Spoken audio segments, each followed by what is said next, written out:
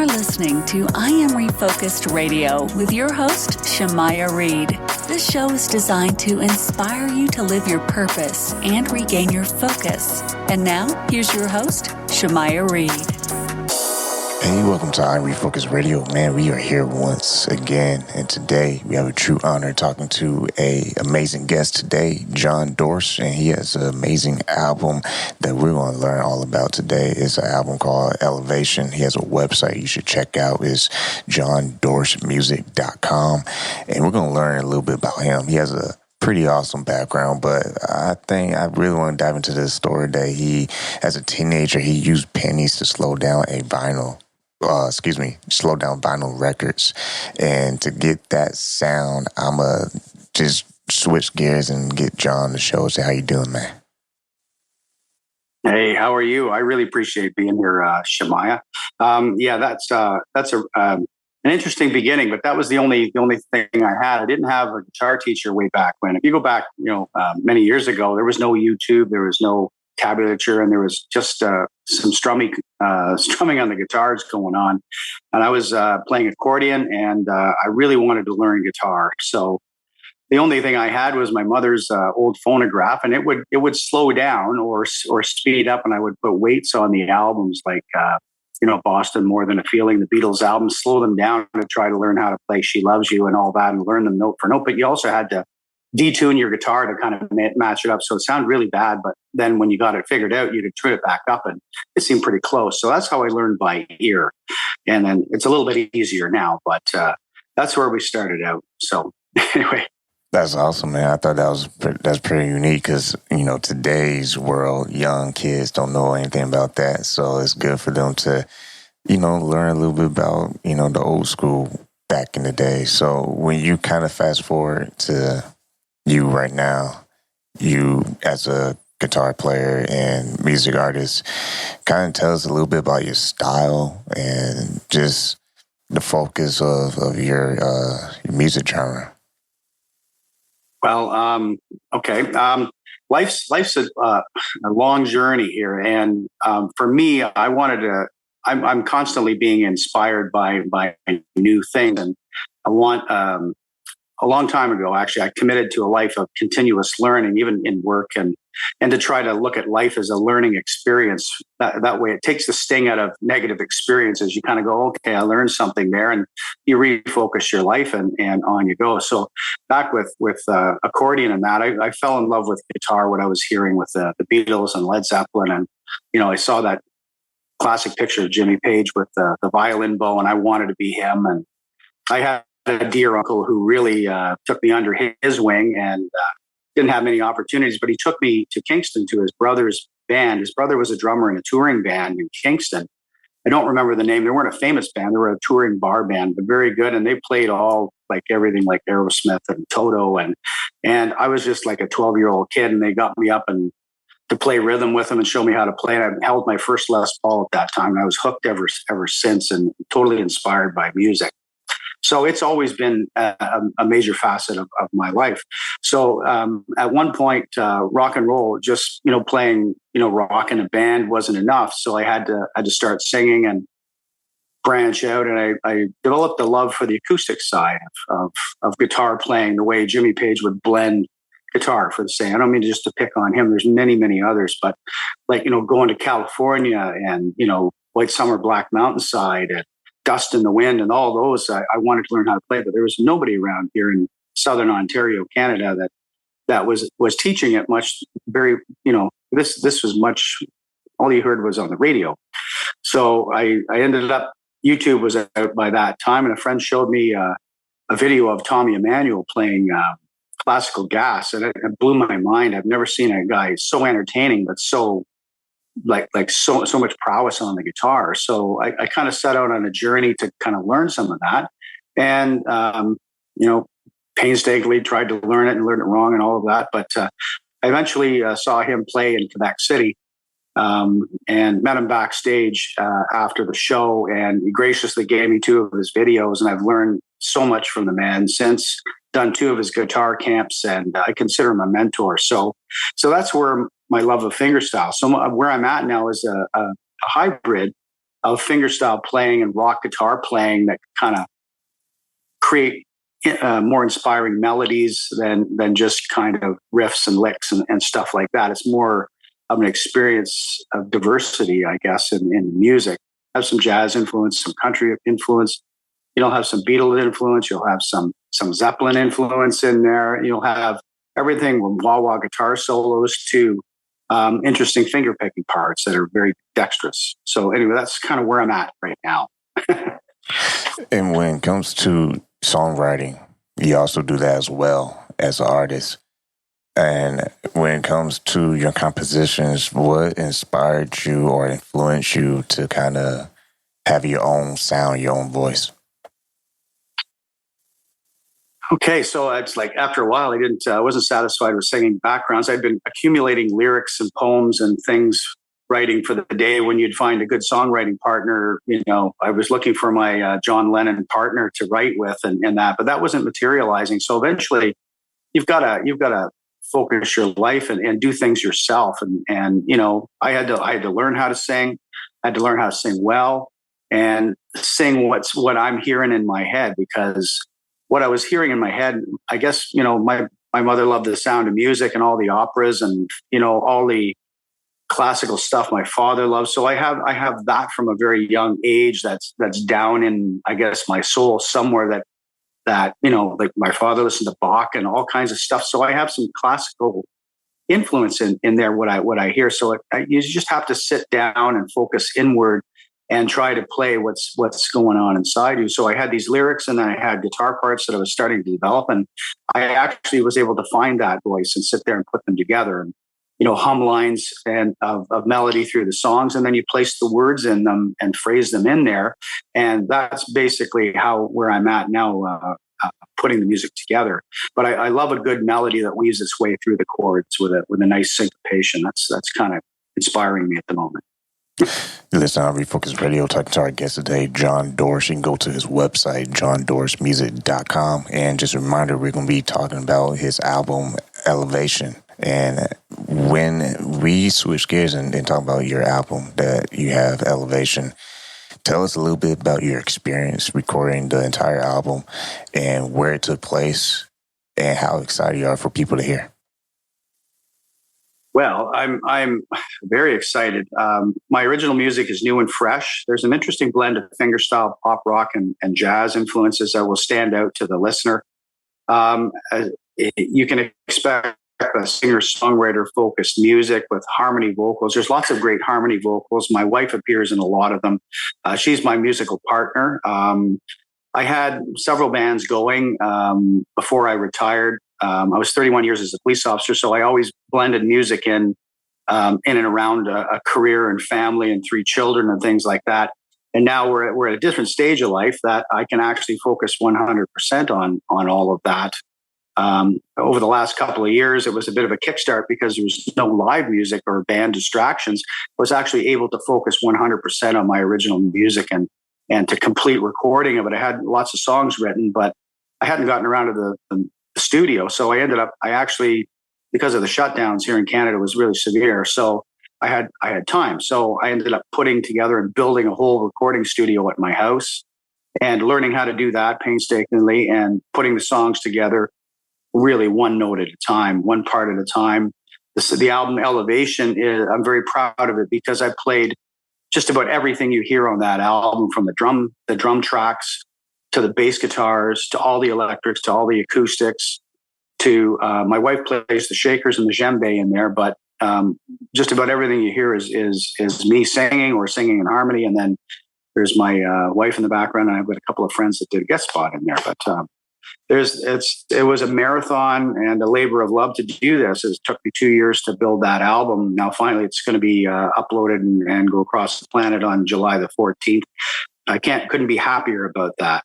And there's a lot of fingerstyle, great fingerstyle melody in that guitar. And I was trying to catch a good blend between my influences and have it not sound like anything generic or I wanted it to sound original and fresh to the listener with inspiring messages. And that's what the lyrics are going to deliver. So that's where I'm at. So earlier you mentioned about being a retired police officer. You're in Canada, is that right? That's right. Yeah. Tell us a little bit Exactly. about your police career, because I think that's very interesting. And how did you balance your career and also, continue to play the guitar when you had the time? Well, that was interesting. So when I first started, it wasn't really cool, doing anything other than just a police officer and catching bad guys. That was in 1989. I began near Toronto, and there, in short order, the police services needed to reach out to communities to, try to break down barriers and things like that. So fast forward a few years, all of a sudden, the police service in Durham Regional Police had a ceremonial band that developed into a community rock band. So I ended up being the guitar player for a band called the Cruisers. So we would wear a uniform. We would go out to all the community events, play for free, and we'd play dance music, everything from the Beatles to Van Halen.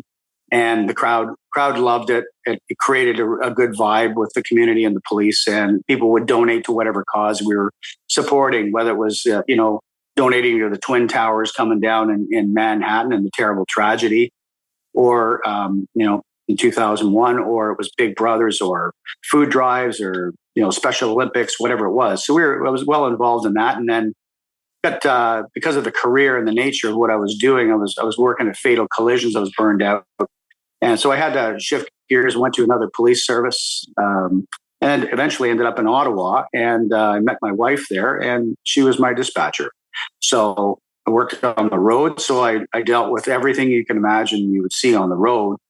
And it's at times you get to help people and feel good about that. But there's a lot to kind of drag a person down, and needed to refocus after 31 years of that and shift back into more inspirational, meaningful life. Now, you mentioned that your wife was your dispatcher. When did that day come when you found out she could sing?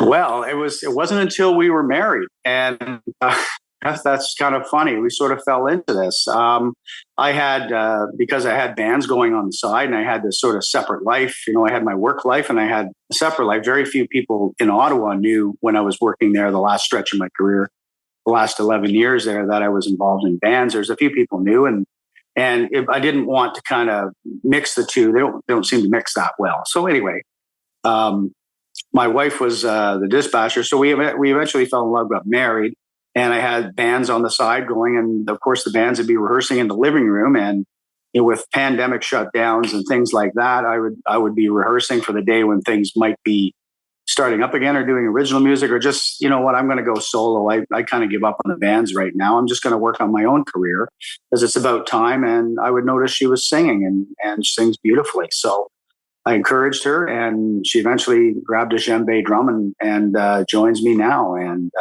it fell together organically out of the love of music.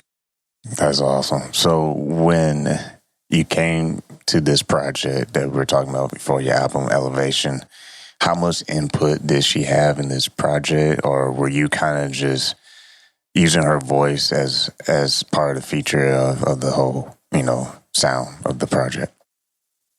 Well, she's not a minor player in this whole project. She's my confidant and inspirational mentor. So there's several of the songs. There's the one single that's coming out as well that's available in pre-save.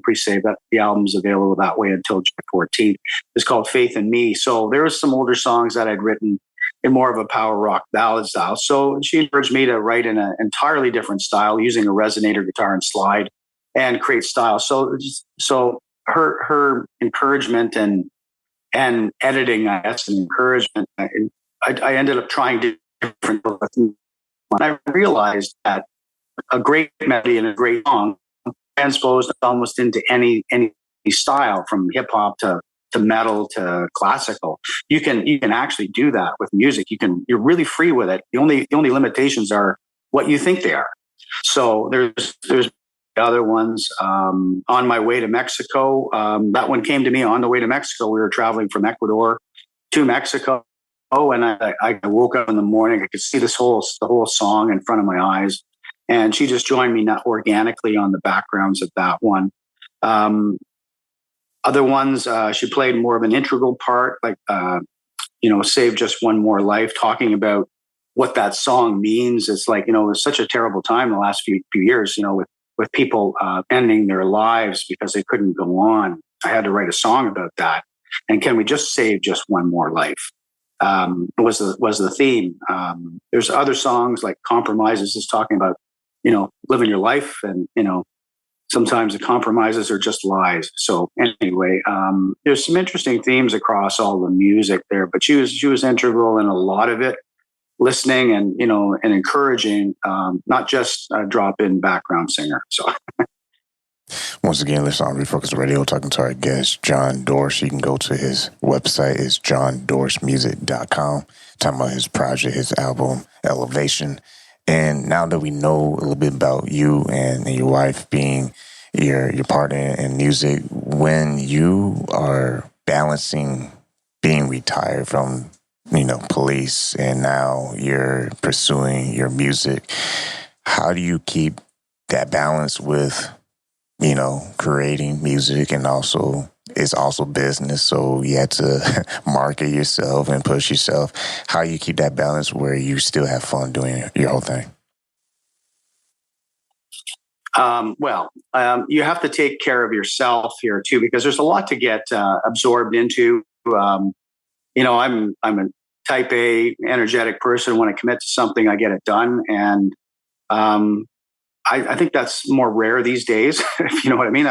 This project, I had two drummers I was going to bring on the project, and they both failed. In the end, you end up having to do things yourself just to get them done. But I take time. We eat well. We've changed our diets and eat totally healthy, as much local and organic produce as we can. We have our own garden here at the house that we maintain. So staying grounded is really what we try to do. We went for a walk this morning in the trees. The deer flies were bad, but anyway, so it's a nice nature walk. We live out rurally on a lake here, so it's very peaceful at times, and it allows me to decompress.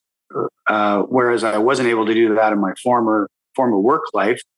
We do yoga and I meditate as well. And I find meditating and things like that give me a fresh, clean slate without distractions in your mind. Your mind tends to build up and race at times, but this is a promotion phase. But when we go away in the winter, we've made a resolution to travel, and travel gives me a lot of inspiration. It doesn't have to be just music and great, playing to inspire me, like horseback riding in the Andes Mountains, or, being in the mountains in Mexico, or even Mexico City was inspirational.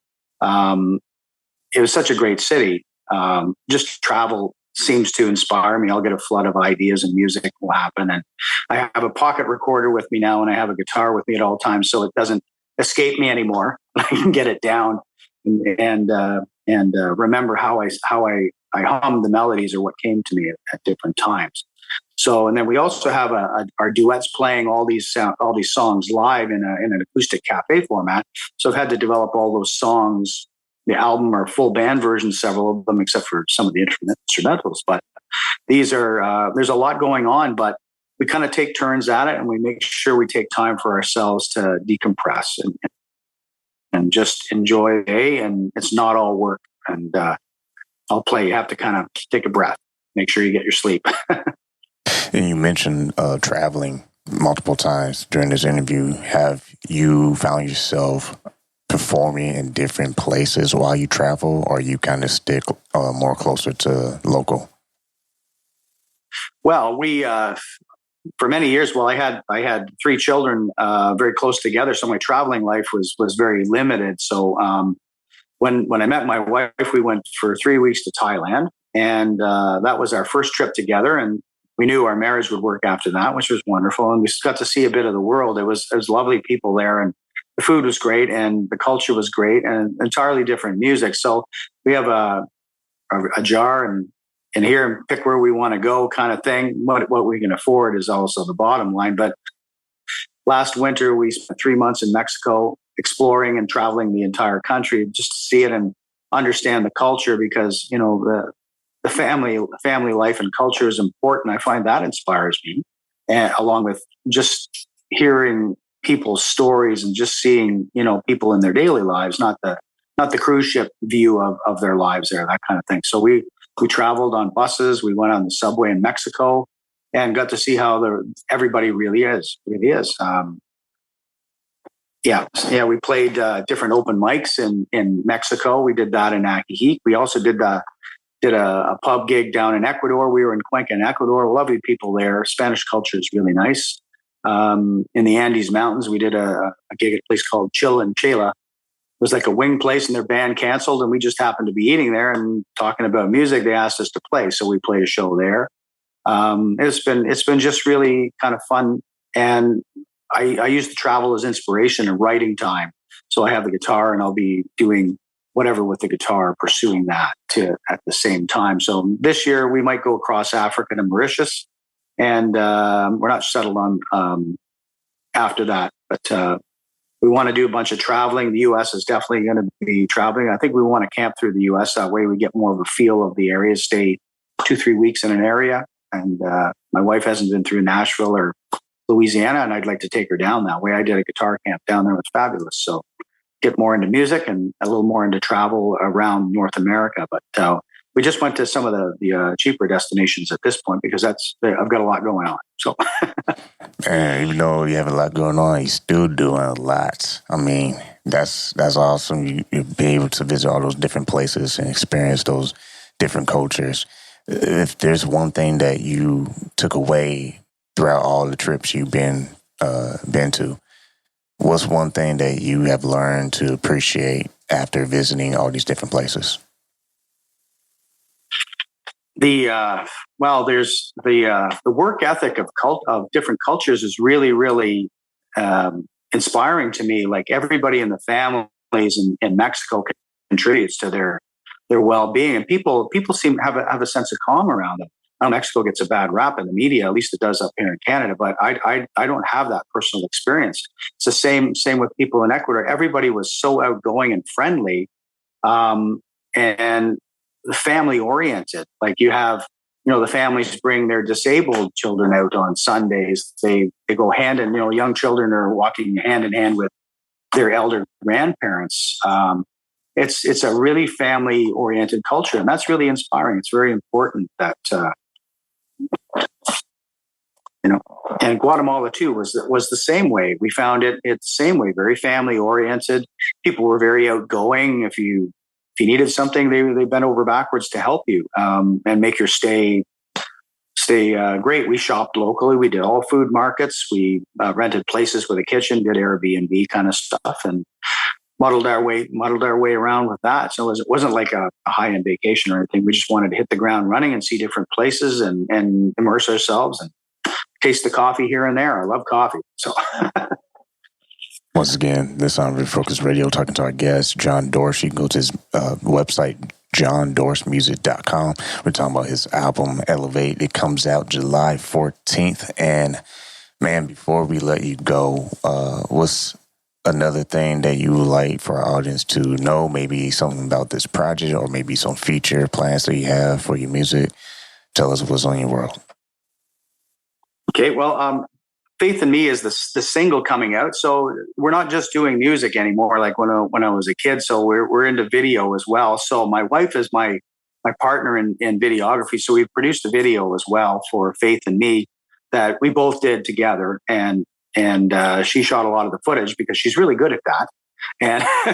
And we did the editing together. So that'll be released very shortly. That'll go up. We have YouTubes that are accessible on my website. So you can see us actually play live and things like that. We've got some clips up there. There's some other songs that have YouTube. So we've done all our own YouTubes and do it organically. So that's a bit fun. You can expect more of that happening with this album. There's 15 songs in it. It's a long album. And there's lots of music there, an hour and 6 minutes of it. And there'll be another single coming. I haven't decided what it'll be just yet, but the whole album's available for pre-save and before July 14th through the website. And it'll be coming out on Spotify, Deezer, and Apple Music. One thing I wanted to say is I like to speak for positivity and everything that happens in life can be looked at negatively or positively. You can choose how you look at things, such as if you have a marriage that ended, and that, of course, that happened to me as well. Unfortunately, that happened, but you can look at all the positives that come out of that, and you can choose how to look at things. And I choose to look at things in a positive way and spread that message through my music, so that you're going to see more of that in my music. And it's just going to get more intricate, and you'll see more of my influences, like John Mayer. You'll see John Mayer in there in some of the guitar parts. Might get a little more funky in the next album and more acoustic side. I'm not sure. Got a bunch of songs, and I'm not quite sure how I'm going to finish them just yet. We're sort of in the promotional phase of this one, but as soon as we hit probably November, I'm going to start shifting gear into recording of the new album, and we'll look for that maybe in a year or so. Well, once again, be listening to Refocus Radio, talking to our guest today, John Dorsch. You go to his website, JohnDorschMusic.com. Make sure you get his album July 14th, Elevate, and catch him on his YouTube channel as well. And once again, I want to say thank you, John, for telling us your story. And also, man, it was a fun fact knowing that you was a police officer. So thank you for your service. Thank you so much, Shemaya, for allowing me to speak with you and get to know you a little bit better. I just hope everybody can that needs to be on your show gets on there, because we need to spread the message. Thank you.